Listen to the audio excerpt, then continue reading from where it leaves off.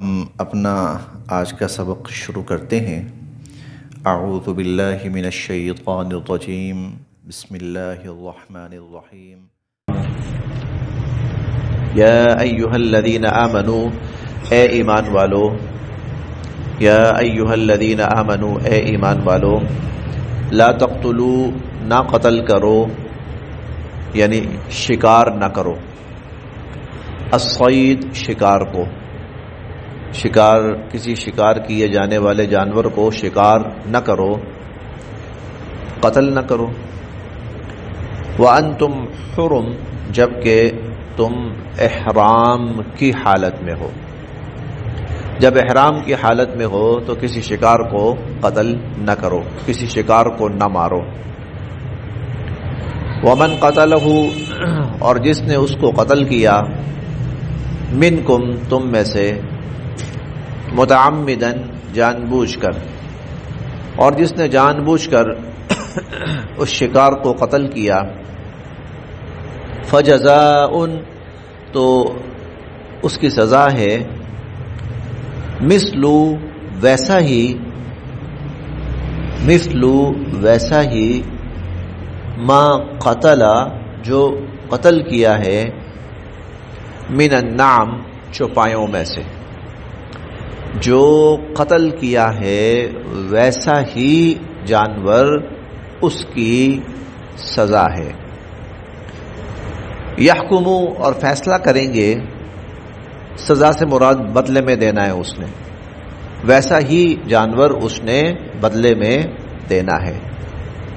یحکمو بہ، اور فیصلہ کریں گے اس کا، ذوا عدل، دو عادل آدمی، منکم، تم میں سے، یحکم بہ ذوا عدل منکم، اور تم میں سے دو عادل آدمی اس کا فیصلہ کریں گے۔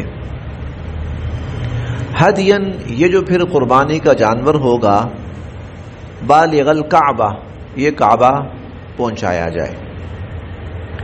ہدین، یہ قربانی کا جانور، بالغ الکعبہ، یہ پھر کعبہ پہنچایا جائے، یعنی حدود حرم کے اندر پہنچایا جائے اور وہاں جا کر اس کو ذبح کیا جائے۔ کعبہ سے مراد مخصوص خانہ کعبہ نہیں ہے بلکہ حدود حرم ہے۔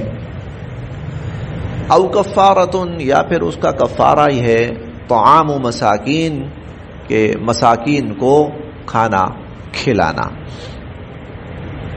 او، یا عدل ذالک، اس کے برابر، صیامن، روزے ہیں۔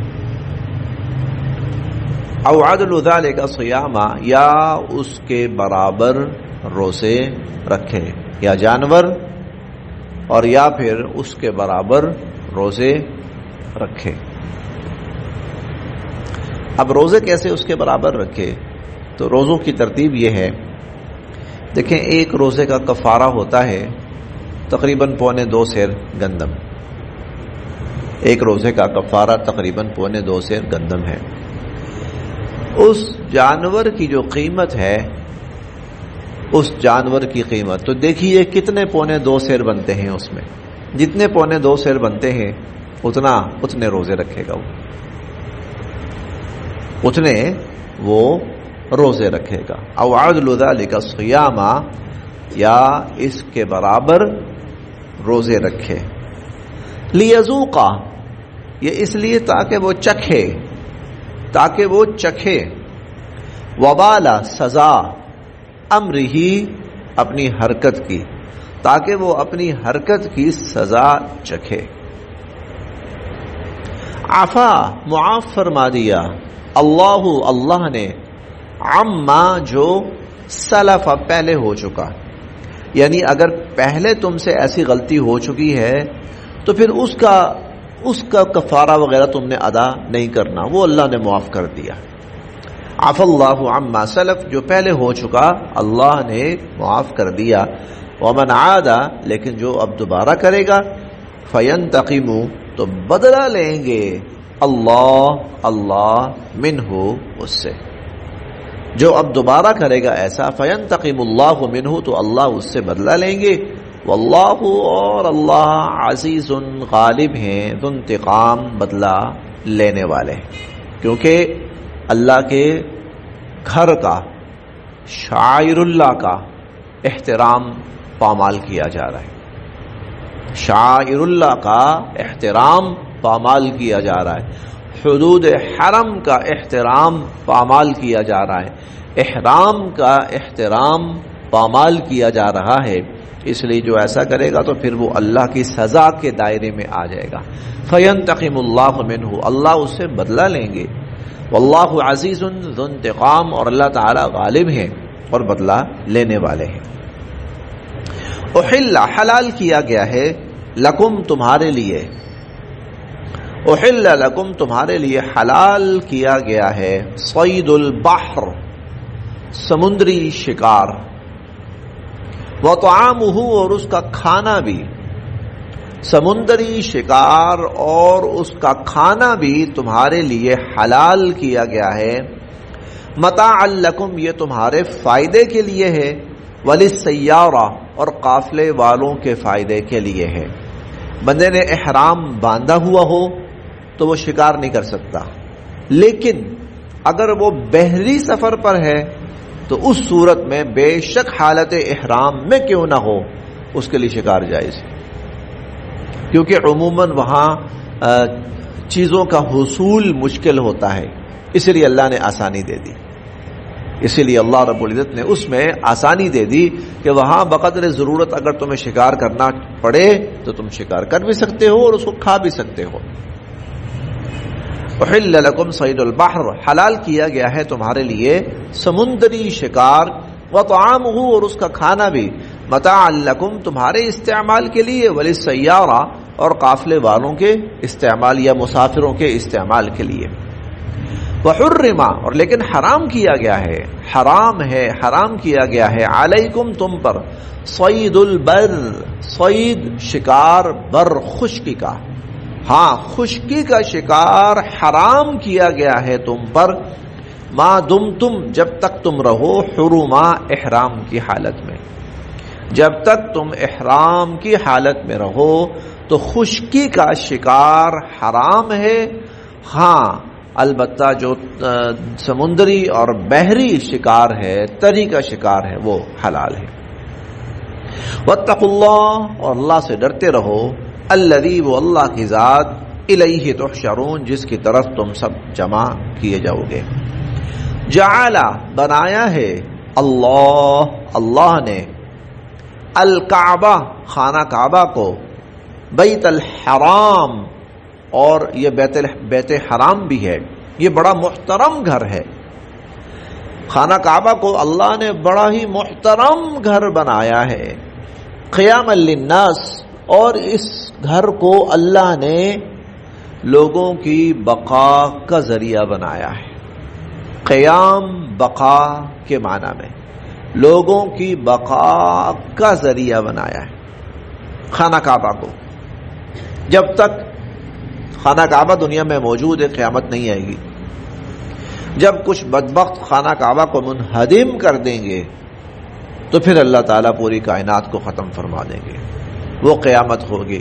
تو جعل اللہ الکعبۃ البیت الحرام، یہ جو حرمت والا گھر ہے کعبہ، اس کو اللہ نے لوگوں کی بقا کا ذریعہ بنایا ہے، قیام للناس، لوگوں کی بقا کا ذریعہ بنایا ہے۔ چنانچہ اس گھر میں جتنی رونق ہوگی، جتنے لوگ آئیں گے، جتنے لوگ اللہ کو یاد کریں گے، ذکر کریں گے، توبہ استغفار کریں گے، جتنا یہ آباد رہے گا اتنا ہی یہ دنیا باقی رہے گی، اور اس کی جو ویرانی ہے وہ دنیا کی تباہی ہے، اس کی جو ویرانی ہے وہ دنیا کی تباہی ہے، اس کی آبادی وہ دنیا کی بقا ہے۔ جعل اللہ الکعبۃ البیت الحرام، اس کے لیے اللہ تعالیٰ نے خاص الخاص انتظامات فرمائے، اس کے لیے ابرہہ آیا تھا، ابرہہ گرانے آیا تھا، سامنے کوئی رکاوٹ نہیں تھی، اللہ تعالیٰ نے مافوق الفطرت اور غیر معمولی اس کی حفاظت کا انتظام فرمایا۔ ہم نے سورہ الفیل میں پڑھا ہے، اللہ نے ابابیل پرندے بھیجے جنہوں نے اس سارے لشکر کو تہس نہس کر کے رکھ دیا، جلا کے رکھ دیا. کیونکہ اگر یہ گھر تباہ ہوتا ہے نا، برباد ہوتا ہے، تو اس سے دنیا کی بربادی ہے، پھر پوری دنیا کی تباہی ہے. اسی لیے جب یہ زمین بنائی گئی ہے تو اس زمین کی ابتدا جو ہے، اس زمین کا آغاز جو ہے وہ خانہ کعبہ سے کیا گیا. اول بیت وضع للناس للذی ببکہ، یہاں سے زمین ابھری، پھر یہاں سے زمین پھیلی چاروں طرف. تو یہ نقطہ آغاز ہے، نقطہ ابتدا ہے، لیکن اس کی تباہی پھر کائنات کی تباہی کا نقطہ آغاز ہے.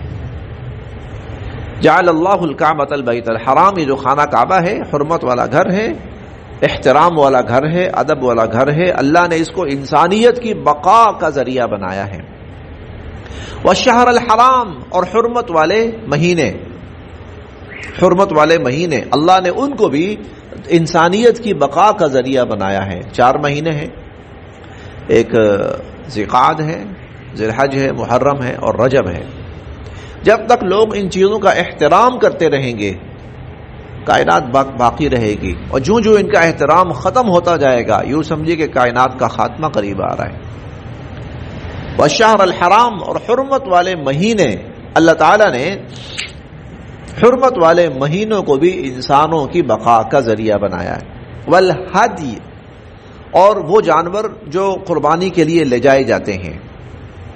ہدی وہ جانور جو قربانی کے لیے لے جایا جاتا ہے. والقلائد، قلائد قلادہ کی جمع ہے. قلادہ پٹے کو کہتے ہیں، پٹا جو گردن میں ڈالا جاتا ہے جانور کے گلے میں. مراد اس سے وہ جانور ہیں جن کو مخصوص کر دیا جاتا ہے کہ ان کو اللہ کے نام کے لیے ذبح کرنا ہے، ان کو اللہ کے نام کے لیے ذبح کرنا ہے. تو یہ وہ چیزیں ہیں جو بڑی حد تک کہیں نہ کہیں بیت اللہ سے ہی منسلک ہیں. ہدی ہے، قلائد ہے، یہ بیت اللہ ہی سے کہیں نہ کہیں جڑے ہوئے ہیں، اسی لیے ان کا ذکر بھی ساتھ ساتھ کیا. ذالک، یہ اس لیے لتعلموا، تاکہ تم جان لو، ان اللہ، کہ بے شک اللہ تعالی، یعلم، جانتے ہیں، ما فی السماوات، جو کچھ آسمانوں میں ہے، وما فی الارض، اور جو کچھ زمینوں میں ہے. یہ اس لیے تاکہ تم جان لو کہ اللہ جانتے ہیں جو کچھ آسمانوں میں ہے اور جو کچھ زمینوں میں ہے. اس کا مطلب کیا ہے؟ ارے تمہیں نہیں پتا تھا کہ دنیا کی بقا ان چیزوں سے وابستہ ہے؟ تمہیں نہیں پتا تھا؟ تمہارا خیال ہو سکتا ہے یہ ہو کہ دنیا کے اندر اگر ہم امن و امان قائم کر دیں تو دنیا باقی رہے. ہو سکتا ہے تمہارا خیال یہ ہو کہ دنیا کے وسائل زیادہ سے زیادہ اکٹھے کر لیں تو دنیا کی بقا اس میں ہو. نہیں، اللہ تمہیں بتا رہے ہیں کہ دنیا کی بقا کس چیز میں ہے. لتعلموا، تم جان لو، ان اللہ یعلم ما فی السماوات وما فی الارض، آسمانوں و زمینوں میں جو کچھ ہے اللہ جانتے ہیں. وَأَنَّ اللَّهَ، اور بے شک اللہ تعالی، بِكُلِّ شَيْءٍ، ہر چیز کے بارے میں، علیم، خوب جاننے والے، اور اللہ تعالی ہر چیز کے بارے میں خوب جاننے والے. اعلموا، جان رکھو، ان اللہ، کہ بے شک اللہ تعالی، شدید العقاب، سخت پکڑ فرمانے والے ہیں. جان رکھو کہ اللہ تعالی سخت پکڑ فرمانے والے ہیں. وَأَنَّ اللَّهَ، اور بے شک اللہ تعالی، غفور الرحیم، بخشنے والے ہیں، رحم فرمانے والے. اب سخت پکڑ کا مطلب کیا ہے؟ یہ ابھی جو موجودہ احکامات پڑھے ہیں یا اس سے پچھلے احکامات تم لوگوں نے پڑھے ہیں، اگر تم ان احکامات کی خلاف ورزی کرو گے تو پھر اللہ کی پکڑ بڑی سخت ہے. لیکن اگر تم ان احکامات کو بجا لاؤ گے اور ان چیزوں کا احترام بجا لاؤ گے تو پھر اللہ بخشنے والے بھی ہیں، رحم فرمانے والے بھی ہیں. ما، نہیں ہے، علی الرسول، رسول صلی اللہ علیہ وسلم کے ذمے، الا البلاغ، مگر پیغام کا پہنچا دینا. ما علی الرسول الا البلاغ، رسول صلی اللہ علیہ وسلم کے ذمے تو پیغام کا پہنچا دینا ہے. واللہ یعلم، اور اللہ جانتے ہیں، ما تبدون، جو کچھ تم ظاہر کرتے ہو، وما تکتمون، اور جو کچھ تم چھپاتے ہو. قل، آپ یہ بھی فرما دیجئے، لا یستوی، نہیں برابر ہو سکتا، الخبیث والطیب، ناپاک اور پاک. پاک اور ناپاک برابر نہیں ہو سکتا. ولو، اور اگرچہ اعجبک، آپ کو بڑی عجیب لگے، آپ کو اچھی لگے، کثرت الخبیث، ناپاک کی کثرت. ناپاک کی کثرت چاہے تمہیں اچھی بھی کیوں نہ لگے، لیکن یاد رکھنا پاک اور ناپاک کبھی برابر نہیں ہو سکتا. اس کو ہم یوں بھی کہہ سکتے ہیں، ناپاک جتنا مرضی زیادہ ہو وہ کبھی پاک تک نہیں پہنچ سکتا. لا یستوی الخبیث والطیب، پاک اور ناپاک برابر نہیں ہو سکتے. ولو اعجبک کثرت الخبیث، چاہے ناپاک کی کثرت تمہیں اچھی ہی کیوں نہ لگے. اب یہاں پاک اور ناپاک سے کیا مراد ہے؟ پاک اور ناپاک سے ایک تو ایمان والے اور کافر بھی مراد ہے. ایمان والا ایمان والا ہے، کافر جو مرضی ہو جائے، جیسا مرضی ہو جائے، وہ ایمان والے کے مقام اور درجے کو جو خدا کے نزدیک ایمان والے کے لیے ہے کافر پہنچ ہی نہیں سکتا. ایمان والے تھوڑے ہی کیوں نہ ہوں اور کافر بہت زیادہ ہی کیوں نہ ہوں، تو ایسا نہیں ہوگا کہ کافروں کی کثرت دیکھ کر اللہ تعالیٰ اس طرف چلے جائیں گے. نہیں، اللہ کے ہاں ایمان والے ہی معتبر ہیں. اسی طرح اس سے مراد آمدنی اور رزق اور پیسہ اور مال و دولت بھی ہو سکتا ہے کہ حرام کبھی بھی حلال کے قریب نہیں جا سکتا، حلال کو نہیں پہنچ سکتا، حلال کو نہیں پا سکتا حرام کبھی بھی، اگرچہ کتنا ہی زیادہ کیوں نہ ہو، حرام کتنا ہی زیادہ کیوں نہ ہو. ایک شخص ارب پتی ہے، کھرب پتی ہے، لیکن ناجائز ذرائع سے مال حاصل کیا گیا ہے. وہ صدقے بھی کرتا ہے، زکاتیں بھی دیتا ہے، غریبوں کی خدمت بھی کرتا ہے. ایک بیچارہ صرف اتنا ہے کہ 2 روٹی رات کو خود کھا لیتا ہے اور اپنی اولاد کو، لیکن 100% حلال. اللہ کے ہاں یہ جو شخص ہے نا، ٹھیک ہے، اس کے مرتبے کو کوئی نہیں پا سکتا. حرام کی کثرت اچھی کیوں نہ لگے تمہیں، یہ تمہارا قصور ہے، اللہ کا اصول نہیں ہے. یہ تمہارا قصور ہے، اللہ کا اصول نہیں ہے. اللہ کا اصول کیا ہے؟ حلال، طیب، پاک، بس وہ کماؤ. تم جتنا مرضی حرام لو اور اس کو مسجدیں بناؤ اور مدرسے بناؤ اور قرآن چھپواؤ، اللہ کے ہاں اتنا بھی فائدہ نہیں ہے اس کا، اتنا بھی ثواب نہیں ہے اس کا. یاد رکھیے گا، یہ ایک بہت بڑی غلط فہمی ہمارے معاشرے میں اس وقت جو رائج ہے، بہت بڑی غلط فہمی، وہ یہ ہے خوب حرام کماؤ، خوب قبضے کرو، لوٹ مار مچاؤ جیسے مرضی، بعد میں کسی غریب کو حج کرا دو، کسی بیوہ کی مدد کر دو، کسی یتیم کی شادی کر دو، اور خیال یہ ہوتا ہے کہ سارا پاک ہو گیا. نہ، وہ جو کیا ہے نا اس کا ثواب بھی نہیں ملا. اللہ حلال پہ فیصلے فرماتے ہیں، حرام پہ فیصلے نہیں فرماتے.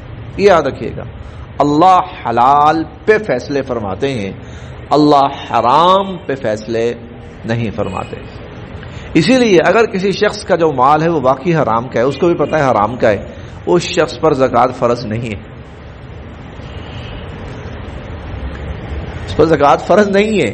تو پھر کیا ہے اس پر یہ ہے کہ یہ سارے کا سارا مال تلف کرے. دیکھیں، میں اس کی چھوٹی سی مثال دیتا ہوں. ابھی ہم نے کل پڑھا ہے، صحابہ کرام کے پاس اسٹاک ہے، موجود ہے، کس کا؟ شراب کا. کیوں لائے ہیں بھائی؟ بیچنے کے لیے. کیوں؟ کاروبار ہے ہمارا، کاروبار ہے، بیچنے کے لیے لائے. اللہ کی طرف سے آیت نازل ہوئی کہ بھائی آج سے حرام، آج سے حرام. اب انہوں نے کیا کیا؟ انہوں نے اٹھا کے وہ سب نالیوں میں پھینک دی. انہوں نے حرام ہو گئی، بس اب اس کو رکھنا جائز نہیں ہمارے لیے، یہ حرام ہو گئی. یہ نہیں تھا کہ چلو کسی کافر کو دے دیا یار تو استعمال کر لے، نہیں. اب اس کا حل کیا؟ یہ چیز حرام ہو گئی ہے، ہمارے لیے جائز نہیں ہے، چلو جی نالی میں بہا دو، گٹروں میں پھینک دو، بس. یہ اصول ہے، کیونکہ اللہ کے ہاں اس کی ویلیو نہیں ہے، کوئی حقیقت نہیں ہے، وہ عذاب ہے انسان کے لیے. لا یستوی الخبیث والطیب، پاک اور ناپاک برابر نہیں ہو سکتا.